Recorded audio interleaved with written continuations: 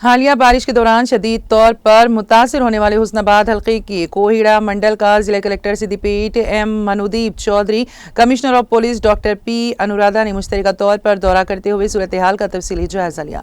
बिलखुसूस मुख्तलिफ मकामात पर शदीद बारिश से मुनदम होने वाले खस्ता हाल मकानात का मुशाहिदा किया गया और मंडल और इदारों को बरसाती और गंदे पानी की नक्कासी के लिए जंगी खतूत पर इक़दाम करने की हिदायत दी।